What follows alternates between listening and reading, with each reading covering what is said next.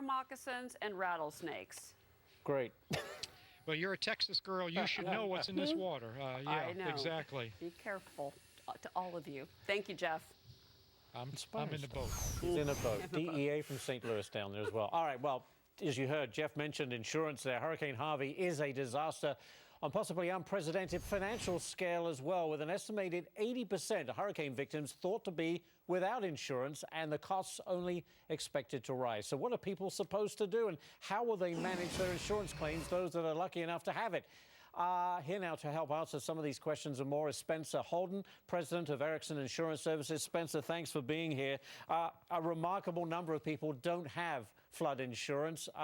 Those that are in what they call special designated flood areas do have federal flood insurance, but for the large majority, they just don't have it. So they have no one to help pay for the repairs of their homes.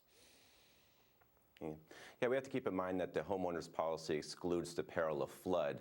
And as you mentioned, there is a time when the insurance policy is required, the flood insurance policy is required as part of your mortgage. But they're estimating that 52% of the homes that were flooded in the Houston area actually did not have that requirement and therefore did not have a flood policy in place.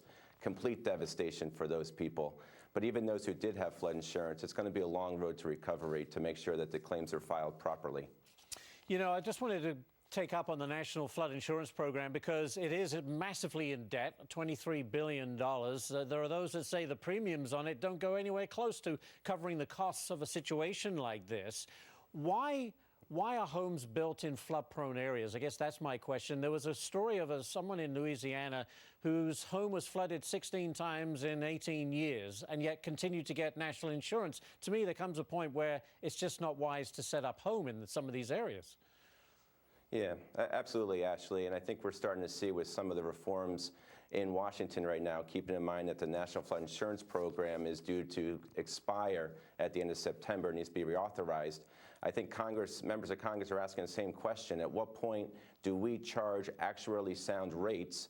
Because you mentioned it, $23 billion in debt to the Treasury, and this is only going to add, what, another $5–10 billion? Who knows? But there does become a point where the federal government needs to figure out how they're going to pay for this program versus maybe the private market having to step in.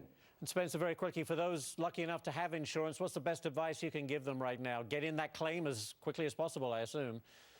Absolutely. File the claim right away. Keep in mind that there are adjusters out there that had very few claims to handle and now have thousands overnight. So you have to be patient, and you have to rely on your agent. That's why you have it. You know, call up your insurance agent. No time better than now to have a trusted choice independent agent to help you. This is when we thrive as insurance brokers.